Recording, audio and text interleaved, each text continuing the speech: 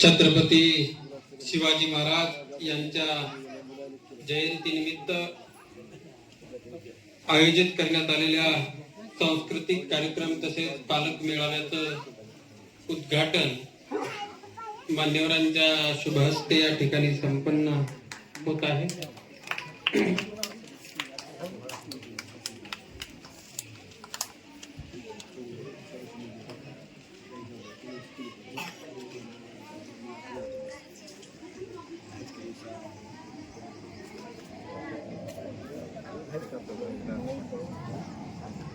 आमच्या शाळेतील विद्यार्थ्यांनी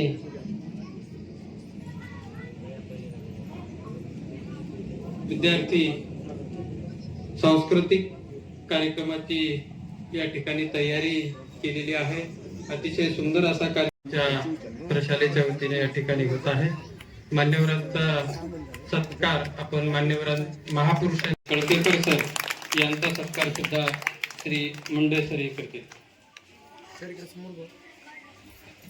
आम्ही प्रयत्न करत असतो, कारण विद्यार्थ्यांच्या कलागुणांना वाव दिली पाहिजे, विद्यार्थ्यांच्या कलागुणांचा विकास झाला पाहिजे आणि शैक्षणिक सोबतच सांस्कृतिक संवर्धनही झालं पाहिजे, यासाठी आम्ही सदैव प्रयत्न करत असतो। यासाठी आम्हाला सर्व पत्रकार बांधवांचा सदैव सहकार्य असतं। त्यामध्ये आमचे मुख्याध्यापक असलेले आदरणीय दिगंबराजी वाघमारे सर असतील, माधवरावजी भालेराव असतील, राजूभाऊ कांबळे असतील, शुभम केंद्रे असतील, सिकंदरभाई असतील, यांच्या माध्यमातून आम्ही आमच्या विद्यार्थ्यांनी जे काही परफॉर्मन्स करतील ते समाजापुढे प्रसार माध्यमाच्या माध्यमातून ठेवत असतो।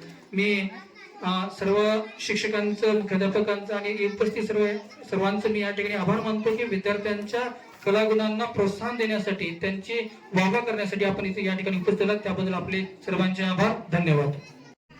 या कार्यक्रमाला उपस्थित आमचे मार्गदर्शक, या संस्थेचे संचालक गोविंदराव काका यन्नावार, त्याचबरोबर सचिव गंगाप्रसादजी यन्नावार, या ठिकाणी उपस्थित असलेले या प्रभागाचे नगरसेवक आमचे आदरणीय दिलीपरावजी देशमुख साहेब, आमचे सहकारी मित्र दिलीप दादा पवार यांना निवडून आणल्याबद्दल शुभेच्छाही देतो आणि तुमच्या हातून या प्रभागातल्या शाळेचा विकास येणाऱ्या काळात व्हावा अशी सदिच्छा सुद्धा व्यक्त करतो।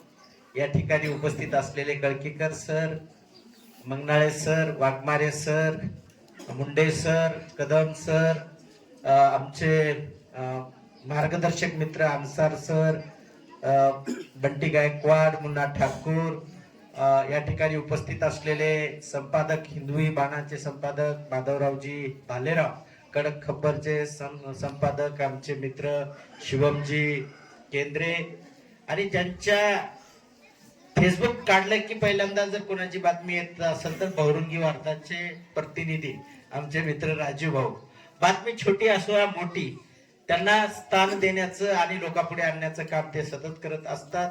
आणि सर्वच प्रशालेतून आलेले सर्व या रवींद्रनाथ टागोर शाळेवर प्रेम करणारे सगळे माझे मित्र, या प्रशासन शाळेतील सर्व शिक्षक आणि महिला भगिनी, आमच्या मातोश्री, सर्वांना माझा सप्रेम जय महाराष्ट्र।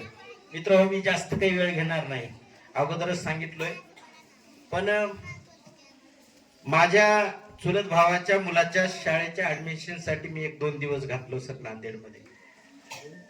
जे काही सीबीएसई पॅटर्नच्या स्कूल असतील किंवा मॉडर्न स्कूल आहेत, कॉन्व्हेंट आहेत, असल्या शाळेला मी भेटी दिल्या आणि त्या ठिकाणी गेल्याच्या नंतर त्या ठिकाणी प्रामुख्याने 2च गोष्टी येत होत्या।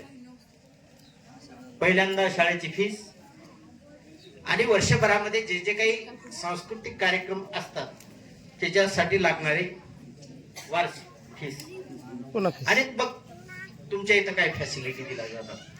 आणि त्यातल्या त्यात सांगत होते की विद्यार्थ्यांना जो काही ट्रॅव्हलिंग खर्च आहे ते त्यांनी पालकांनी करायचं, मग ते कोणत्याही पद्धतीचा असो, कितीही खर्चिक असो।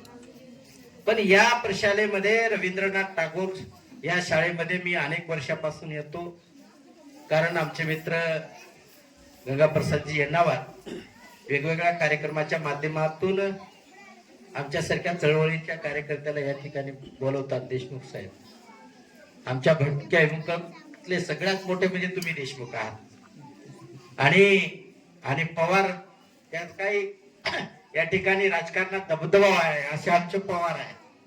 त्याच्यामुळे पिट्टू भाऊ आपल्याला आता काही काळजी नाही. ज्या पद्धतीने या शाळेमध्ये कार्यक्रम होता त्या कार्यक्रमात येतो. आम्ही पंचायत समितीमध्ये गेल्या 5 वर्षामध्ये काम केलो, पण त्या ठिकाणी कोणत्याही महामानवाची जयंती असेल, कोणता कार्यक्रम असेल, तर त्या ठिकाणी यायचं, फोटोला हार घालायचं, गुलाल लावायचं, फोटो काढायचं, संपलं. पण या शाळेमध्ये आल्याच्या नंतर छत्रपती शिवरायाच्या जयंतीपासून या ठिकाणी प्रत्येक महामानवाची जयंती उत्साहानं साजरी होते. मी या ठिकाणी वसंतराव नाईक साहेबांची जयंती पाहिली, छत्रपती शिवरायांची जयंती पाहिली. जयंती करायची नाही, पण त्यांचे जे का महामानवांनी काही जे काम केले, कार्य केले या मानवाच्या कल्याणासाठी, त्यांचा कलागुणांना वाव देण्यासाठी ज्या ज्या शिक्षक बंधू भगिनींनी प्रयत्न केलेले आहेत त्या सर्वांना मी पहिल्यांदा शुभेच्छा देतो. आणि ए बाळा, ए बाया, तुला आवडते का नाचायला, खेळायला खेळायला आवडते ना? तर मग आता आपल्यासमोर विद्यार्थी येणार आहेत.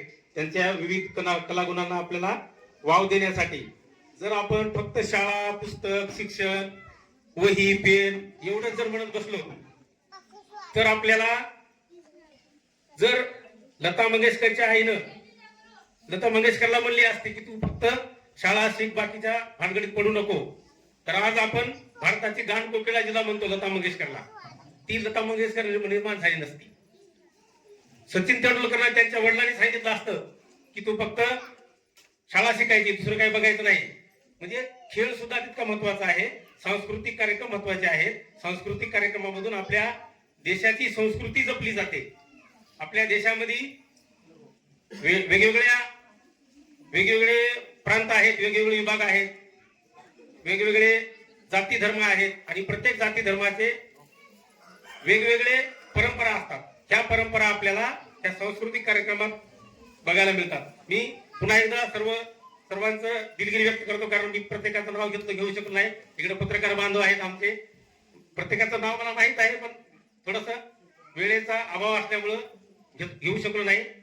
पुन्हा एकदा सर्व विद्यार्थी बंधू भगिनींना शुभेच्छा देतो आणि थांबतो. जय हिंद, जय महाराष्ट्र.